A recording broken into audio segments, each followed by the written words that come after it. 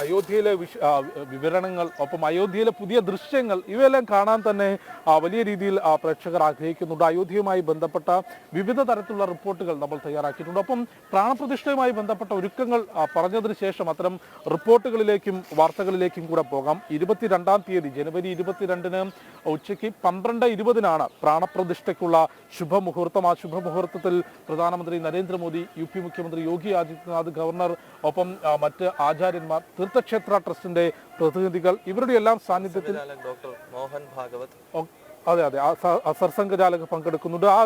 അത്രയും വിശിഷ്ട വ്യക്തികളുടെ സാന്നിധ്യത്തിൽ ആചാര്യന്മാർ തന്നെയാണ് ഈ പ്രാണപ്രതിഷ്ഠ നിർവഹിക്കുക. അതിൽ ഏറ്റവും ആദ്യം സൂചിപ്പിക്കേണ്ടത്, എന്തുകൊണ്ടാണ് പ്രധാനമന്ത്രി പ്രാണപ്രതിഷ്ഠ നടത്തുന്നത് എന്നൊരു വലിയ രാഷ്ട്രീയപരമായ ചോദ്യം പ്രതിപക്ഷം ഉന്നയിച്ചിരുന്നത്. അതിന് കഴിഞ്ഞ ദിവസം നമ്മൾ ആചാര്യന്മാരുമായി എല്ലാം സംസാരിച്ചപ്പോൾ പ്രധാനമന്ത്രിയും ഒപ്പം മുഖ്യമന്ത്രിയും എല്ലാം സന്നിഹിതരാണ്. ഏതൊരു ക്ഷേത്രത്തിലും പ്രാണപ്രതിഷ്ഠ നടത്തുന്നതിന്റെ ചിട്ടകളും അതിന്റെ ആചാരക്രമങ്ങളും പാലിച്ചുകൊണ്ട് ആചാര്യന്മാർ തന്നെയാണ് ആ ചടങ്ങിന് നേതൃത്വം നൽകുന്നത് എന്നുള്ളതാണ് വ്യക്തമാക്കിയിട്ടുള്ളത്. അത്തരത്തിൽ ജനുവരി 22-ന് പ്രാണപ്രതിഷ്ഠ, അതിന്റെ ഒരുക്കങ്ങൾ പൂർത്തിയാകുന്നു. ഇന്ന് രാംലല്ലയുടെ വിഗ്രഹം എത്തിക്കും. അതെ, അതാണ് ഇന്നത്തെ ദിവസത്തിന്റെ ഏറ്റവും വലിയ പ്രത്യേകത എന്നത്.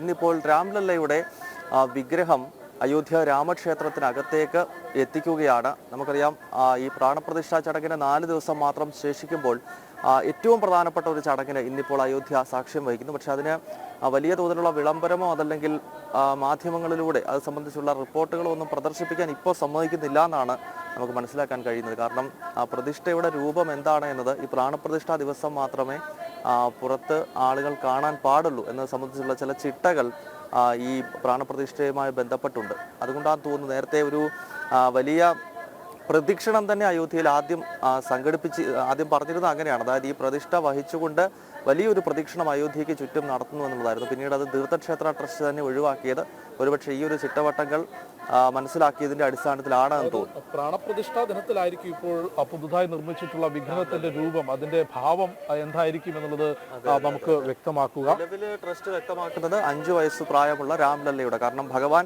ജനിച്ച ഭൂമിയാണ്, അതിനാൽ അവിടെ പ്രതിഷ്ഠിക്കുന്നത് സ്വാഭാവികമായും ബാലരൂപത്തിലുള്ള ഭഗവാൻ ശ്രീരാമന്റെ വിഗ്രഹമായിരിക്കും. മാത്രമല്ല ഏതൊരു ആരാധനാ സമ്പ്രദായത്തിനും തുടക്കം കുറിക്കുന്നത് ബാലരൂപത്തിലുള്ള വിഗ്രഹത്തെ മുൻനിർത്തിയാണ്. അത് ഹൈന്ദവ സംസ്കൃതിയുടെ ഭാഗമാണ്. ഇതെല്ലാം അടിസ്ഥാനമാക്കിക്കൊണ്ടാണ് ഭഗവാൻ ജനിച്ച ഭൂമി, ഒപ്പം രാമ ആരാധനയുടെ തുടക്കം അത് ബാലരൂപത്തിലുള്ള ഭഗവാന്റെ പ്രതിഷ്ഠയെ മുന്നിൽ വെച്ചിട്ടാണ്. അത് വൈഷ്ണവാരാധനയിൽ മാത്രമല്ല ഹൈന്ദവ എല്ലാ ആരാധനാ സമ്പ്രദായത്തിനകത്തും ഇത്തരം പൂജകൾ തുടങ്ങുന്നത് ബാലരൂപത്തിലുള്ള വിഗ്രഹത്തെ മനസ്സിലോ അതല്ലെങ്കിൽ നേരിൽ പ്രതിഷ്ഠിച്ചുകൊണ്ടോ ആണ് എന്നത് സംബന്ധിച്ചാണ് പണ്ഡിതന്മാരും വിദ്വാൻമാരും പറയാറുള്ളത്.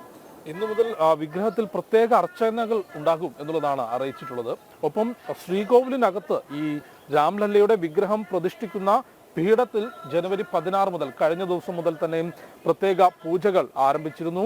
അതിന്റെ പൂജാക്രമങ്ങൾ കഴിഞ്ഞ ദിവസങ്ങൾ തൊട്ട് തുടർന്നു വരികയാണ്. ഇന്ന് ശ്രീകോവിലിനകത്തേക്ക്, പുതിയ രാമക്ഷേത്രത്തിനകത്തേക്ക് രാംലല്ലയുടെ വിഗ്രഹം എത്തിക്കുമ്പോൾ ആ വിഗ്രഹത്തിൽ പ്രത്യേക അർച്ചനകൾ ഇന്നു മുതൽ തന്നെ ആരംഭിക്കും എന്നുള്ളത് തീർത്ഥക്ഷേത്ര ട്രസ്റ്റ് വ്യക്തമാക്കിയിട്ടുണ്ട്. നമുക്ക് ചില റിപ്പോർട്ടുകളിലേക്ക് പോയാലോ അയോധ്യയുമായി ബന്ധപ്പെട്ട്? തീർച്ചയായും കഴിഞ്ഞ ദിവസങ്ങളിൽ വിവിധ സ്ഥലങ്ങളിൽ അയോധ്യ എന്നുള്ള പുണ്യനഗരി ഒരു പുതിയ രാമക്ഷേത്രം എന്നുള്ളത് മാത്രമല്ല, അത് പുരാണവും ചരിത്രവുമായി ബന്ധപ്പെട്ട നിരവധി പ്രത്യേകതകൾ, നിരവധി സംഭവങ്ങൾ, ക്ഷേത്രത്തിന്റെ തകർച്ചയുമായി ബന്ധപ്പെട്ട് ചില ഇവിടുത്തെ ഹൈന്ദവ സമൂഹം കൈക്കൊണ്ടിട്ടുള്ള ചരിത്രപരമായ അഭിമാനമുള്ള തീരുമാനങ്ങൾ.